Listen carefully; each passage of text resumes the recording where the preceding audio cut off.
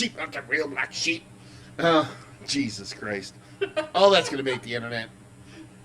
Do I care? Doing it live. Do I care? We're doing it live. No, I don't fucking care. I don't care. Anyway, yeah, we're back with one more review tonight. Joe brought over a couple beers. The last one we just did was bonkers good. Yes, it was.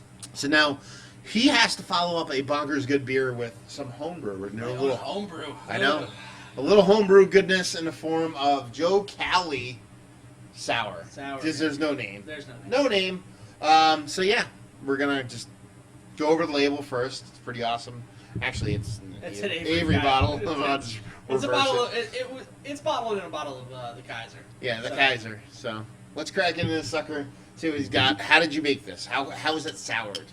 This is soured with a blend of Brett, lactobacillus, slurring over that word apparently, and American Farmhouse blend, all from White Labs.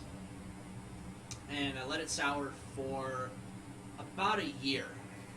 Actually, there's no about it. It soured for a year, and I bottled it probably a month or so ago. There you go. Year-old sour. Let's see. I mean, first off, color-wise, brown, touch of honey to it. About I would say 1/32 of a head going on there. Yeah. I wanted a little bit more. I put a little bit more malt instead of just like a base malt with a little bit of wheat. There's some caramel malts in here, so I wanted some more substance in case the sour wasn't as much as I would have wanted. So there's like a super clear haze to it. Like, it doesn't make any sense. Clear and haze. It's hazy, but there's like this uniform haziness throughout. It's not like super murky. Very minimal carbonation. So let's get a nose on her.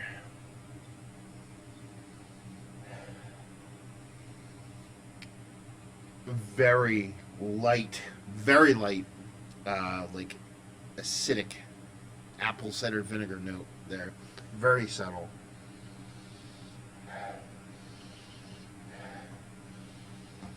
I'm gonna maybe get a little bit of kind of a caramel vibe. It's probably from the malts. From the malts. So yeah, that's pretty much it. And like a super subtle apple cider vinegar acidity level note, with a little bit of caramel. So let's dive in there. Cheers.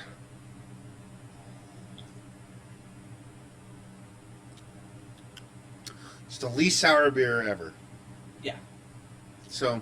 It's like my friend Chris, who I made this with, said it wants to be sour in the worst way, but it's just not. Yeah, I wouldn't even call it a sour beer.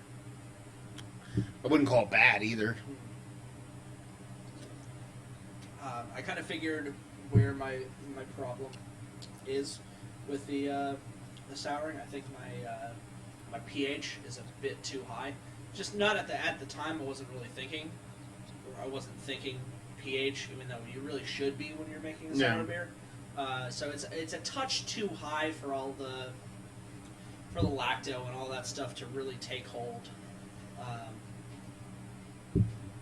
don't think anything yeast-wise it took hold. Yeah. It just kind of just sat there. It didn't go bad, which is the weirdest part, is that it sat for a year and didn't really turn into something. Like it fermented. There are pellicles on it and the whole nine, but just I think the acidity is not. Like I said, the pH wasn't where it needed to be. Yeah, the weird part is it's super drinkable, but not a sour. It's not a sour. Yeah. It's not a sour. It's not a wild ale. It's a beer that was brewed with yeast that just didn't latch on and do what it was supposed to do. But it's still, it honestly reminds me of. There was a beer that me and my one buddy we found a case of La Trappe Enkel, which is their single, and it was just basically their table beer, and it was when we found it, it was probably like 2005 when we found the case, and it was best by 2006. So you're talking about a 4 or 5% Trappist table beer that was, 15, 20 years past its best by date, and it kind of went a little bit flat, and it went a little bit more like a watered down liqueur in vibe, and it reminds me of that, and I love that beer. I love the way it turned into something like that. So while this is like, I had myself primed for this kind of sour that's gonna like be a little bit like, kind of over the top and pop a little bit, but it lacks that, but at the same time, I dig it. And I'm not just saying that just because you're my buddy. I would be like, yeah, this sucks. Go fuck yourself. Yeah. But no, that's the one thing that I really liked about you. Before we even started hanging out, like reviewing beer together, you had one of my home brews, and you're like, I want to drink this because I want to, not because I feel like I have to. Yeah. Yeah. So